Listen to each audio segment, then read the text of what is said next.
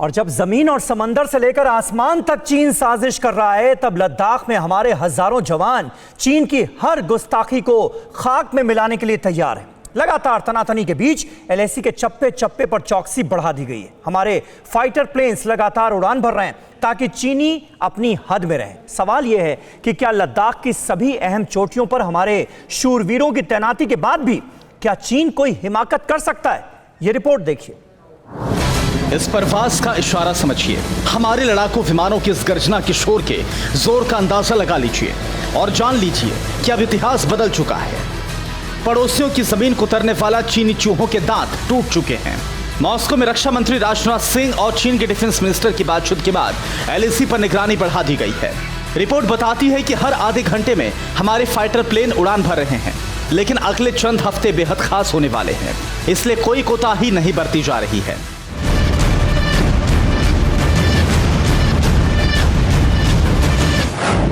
सेना की पहली माउंटेन स्ट्राइक कोर एलएसी में मोर्चे पर पहुंच गई है। इस कोर को खासतौर से चीन के खिलाफ तैयार किया गया है। ये कोर सभी तरह के अत्याधुनिक हथियारों से लैस है। इसमें अल्ट्रालाइट होवित्जर तोपें हैं, जिन्हें हेलीकॉप्टर के जरिए पहाड़ों पर तैनात किया जा सकता है। ब्लैक टॉप पर हमारे कब्जे के बाद से ही चीनी चंडालों का सिर चकराया हुआ है, इसलिए माना जा रहा है कि चोट खाए सपोले की तरह चीनी एक बार फिर फन उठाने की कोशिश कर सकते हैं। इसलिए पूरी एलएसी पर चीनियों का करारा जवाब देने का इंतजाम मुकम्मल है।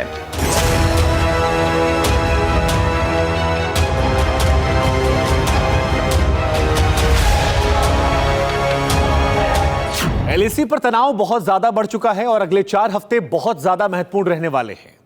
यह अंदेशा है कि चीन यहां पर कुछ बड़ा करके वहां की परिस्थिति को बदलने की भरसक कोशिश कर सकता है। ऐसा इसलिए क्योंकि सर्दियां आने वाली हैं और सर्दियों में बर्फबारी के दौरान किसी भी ऑपरेशन को अंजाम देना मुश्किल हो जाएगा। ऐसे में चीन किसी साजिश के तहत कोई बड़ी घटना को अंजाम दे सकता है।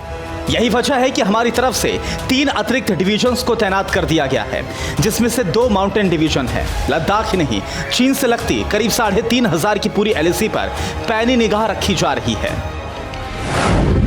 देखिए, उत्तराखंड के पिथौरागढ़ में मौजूद लिपुलेख वो ट्राई जंक्शन है जहां भारत, नेपाल और चीन की सीमाएं आपस में लगती हैं। करीब 17,000 फुट की ऊंचाई वाले इस ट्राई जंक्शन से 12 किलोमीटर दूर चीन का नया सैन्य अड्डा तैयार हो रहा है।